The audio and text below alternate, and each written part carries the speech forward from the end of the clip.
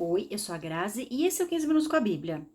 Hoje conheceremos o desfecho de uma história que começou com a má escolha de um único homem, ao se aliançar à pessoa errada, e que acabou afetando toda uma nação. No capítulo anterior, conhecemos a narrativa sobre um levita, cujo nome nem é citado na Bíblia. Esse homem, covarde e cruel, que entregou sua concubina nas mãos de homens perversos, é o retrato de uma sociedade decadente e corrompida, sem identidade, que não respeitava princípios e valores. Creio que aquilo que Deus mais preza é a família, pois ela é a base para a construção de uma sociedade equilibrada e saudável. Quando estudamos a palavra, passamos a compreender que cada um foi criado para desempenhar um papel específico. Tanto o homem quanto a mulher têm o seu lugar garantido nos planos de Deus, e é por conta disso que ele os criou com características físicas e emocionais diferentes, para que um não interferisse na função do outro. Já dissemos anteriormente que o homem foi criado para liderar, governar, prover e proteger, enquanto a mulher foi criada para nutrir, acolher, ensinar e disciplinar. E quando homem e mulher não estão cientes de qual é a sua responsabilidade, as famílias se tornam disfuncionais. E famílias disfuncionais geram uma sociedade doente.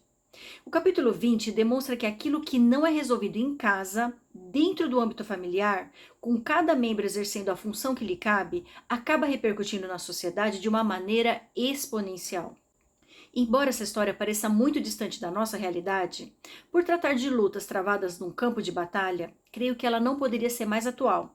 Se tão somente abrirmos a mente para compreender que hoje as lutas não são travadas fisicamente, mas sim no campo das discussões, redes sociais e em outras formas de se extravasar o ódio e a indignação. Podemos aprender como solucionar conflitos antes que atinjam proporções desnecessárias. Capítulo 20. A guerra entre os israelitas e os benjamitas. Então todos os israelitas de Dan Berseba e de Gileade saíram como um só homem e se reuniram em assembleia perante o Senhor em Mispá. Os líderes de todo o povo das tribos de Israel tomaram seus lugares na assembleia do povo de Deus. 400.000 soldados armados de espada. Os benjamitas souberam que os israelitas haviam subido a Mispá. Os israelitas perguntaram: como aconteceu essa perversidade? Então o levita, marido da mulher assassinada, disse: eu e minha concubina chegamos a Gibeá de Benjamim para passar a noite. Durante a noite, os homens de Gibeá vieram para atacar-me e cercaram a casa, com a intenção de matar-me. Então violentaram a minha concubina e ela morreu. Peguei minha concubina, cortei-a em pedaços e enviei um pedaço a cada região da herança de Israel, pois eles cometeram essa perversidade e esse ato vergonhoso em Israel. Agora, todos vocês israelitas, manifestem-se e deem o seu veredito. Aqui vemos que todos os israelitas se reúnem em Mispá, após receberem os pedaços do corpo da concubina enviados por seu marido levita. 400.000 homens armados de espada saem de suas casas, dispostos a guerrear contra os irmãos benjamitas. E a primeira reflexão que faço é: se havia tantos homens valentes e preparados para a guerra em Israel, por que eles não haviam conquistado todo o território de Canaã até esse momento? A questão aqui é: quais são as batalhas que devem realmente ser lutadas? Ao longo de todo o livro de Josué e também de Juízes, vimos a dificuldade ou a desculpa dos israelitas dizendo que não conseguiam derrotar os inimigos, os quais o Senhor havia ordenado que executassem. Só que agora vemos um povo valente que se recusa a voltar para casa, sem antes executar justiça contra os benjamitas. E sabe qual é a lição que eu aprendo aqui? É muito mais fácil apontar o erro do outro do que olhar para nós mesmos e encarar as lutas que nós temos que enfrentar. Sabe aquelas pessoas que saem por aí criticando o governo, discutindo com os outros sobre política, criando confusão e contenda por onde passam, mas que não sabem administrar a própria vida? Não pagam as contas em dia, não ensinam seus filhos a se comportar, não têm um relacionamento harmonioso com seu cônjuge. Enfim, acreditam que sabem muito bem como resolver o problema do país inteiro, mas não conseguem sequer manter suas gavetas arrumadas. Esse é o tipo de pessoa que vemos frequentemente, lutando batalhas desnecessárias nas redes sociais ou nos grupos de amigos e familiares. E sabe como toda essa confusão se inicia? Com pessoas que se colocam como vítimas de uma situação e não como protagonistas. Elas acreditam a culpa por tudo de ruim que lhes acontece ao governo, ao chefe, à economia e até mesmo ao clima. Acho interessante a maneira como o levita descreve o que aconteceu. Em nenhum momento ele relata que jogou sua concubina para fora de casa. Ele apenas descreve a atitude dos homens de Gibeá. Ele não diz que foi omisso em cumprir seu papel de defender sua esposa. Ele apenas aponta o erro cometido pelos homens perversos.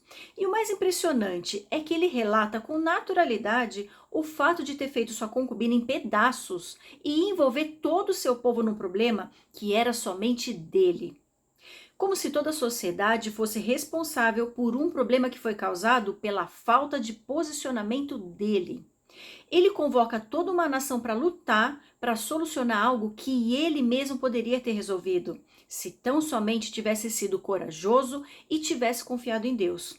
Se fosse um homem temente a Deus e exercesse o papel de um verdadeiro sacerdote, ele teria orado ao Senhor, o qual teria evitado todo esse mal, assim como fez com a família de Ló em Sodoma.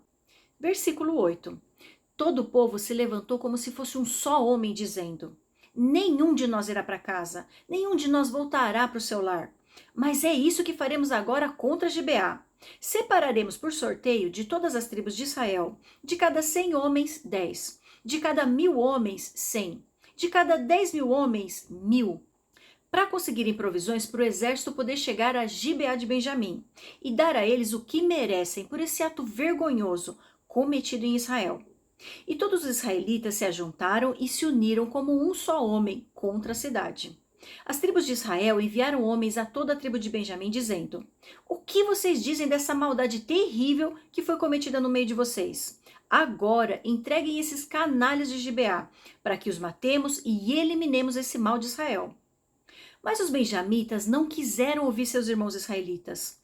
Vindos de suas cidades, reuniram-se em Gibeá para lutar contra os israelitas. Naquele dia, os benjamitas mobilizaram 26.000 homens armados de espada, que vieram das suas cidades, além dos 700 melhores soldados que viviam em Gibeá. Dentre todos esses soldados, havia 700 canhotos, muito hábeis, e cada um deles podia atirar com a funda uma pedra num cabelo, sem errar. Olha que desperdício de recurso quando nos envolvemos em batalhas que o Senhor não nos chamou para lutar. Os israelitas mobilizam 10% dos homens para levantar provisões para ir até Gibeá. Quem dera eles tivessem todo esse empenho para lutar contra os cananeus. Assim não teria sobrado um só pagão para lhes corromper. E sabe o que eu aprendo aqui? Quando nos envolvemos em algo que não é da nossa competência, desperdiçamos o nosso tempo e os nossos recursos com distrações, ao invés de manter o foco naquilo que realmente importa. Antes de querer mudar o país, concentremos a nossa atenção em mudar nós mesmos e a nossa família. Em vez de reclamar que o condomínio está sujo, será que eu estou ensinando meu filho a não jogar lixo no chão? Em vez de criticar a conduta da professora, será que eu estou ensinando meu filho a respeitar autoridades? Em vez de reclamar sobre os preços do supermercado, será que eu estou fazendo a minha parte e deixando de consumir os itens cujos preços estão abusivos? Em vez de criticar a forma como o chefe me trata, será que realmente estou tendo um desempenho compatível com o que é esperado de mim? Não adianta desperdiçar tempo murmurando ou criticando. Sempre digo que a única forma de resolver um problema é resolvendo o problema. Murmurar, procurar culpados ou esperar não vai fazer com que o problema se resolva sozinho. Se algo te incomoda, tome uma atitude. Outro ponto que me chama a atenção é o orgulho e a arrogância dos benjamitas, em não reconhecer que havia entre eles homens perversos que mereciam punição. Por que os benjamitas não quiseram entregar os homens que cometeram o crime? Eles evitariam uma guerra e executariam justiça somente sobre quem merecesse. Creio que já estavam tão corrompidos que compactuavam com esse tipo de perversidade. E olha que interessante, os benjamitas não se achavam fortes ou habilidosos o bastante para encarar os cananeus e conquistar os territórios que o Senhor lhes havia dado. Mas não hesitaram em enfrentar um exército de 400.000 israelitas apenas para provar que tinham razão. Versículo 17.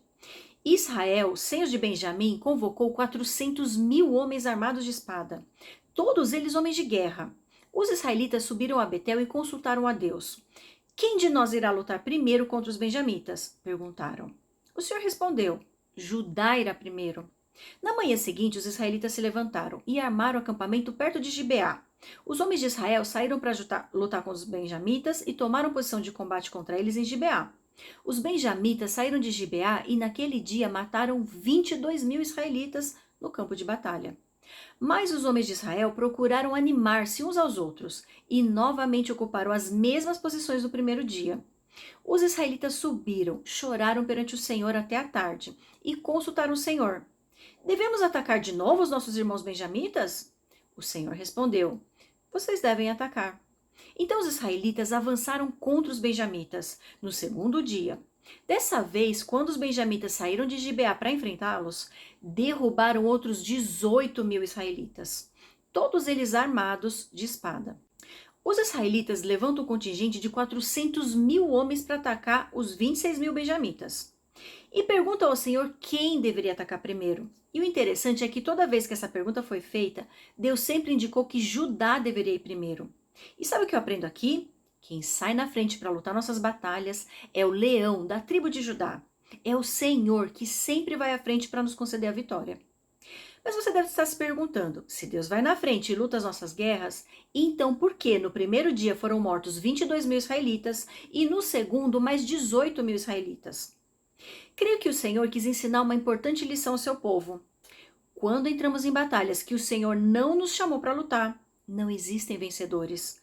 Todos saem perdendo de alguma forma.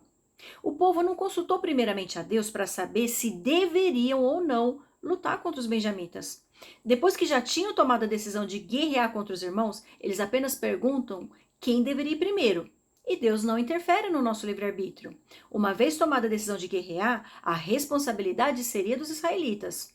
E note que da segunda vez eles perguntam se deveriam atacar novamente. E Deus responde que sim, mas não disse que eles sairiam vitoriosos. E essa é outra lição que eu aprendo aqui. Quando nos atrevemos a entrar em guerras sem antes consultar o Senhor, estamos por nossa própria conta. Mas esse ainda não é o desfecho dessa história. Continuaremos no próximo vídeo. Eu te espero na continuação do capítulo 20.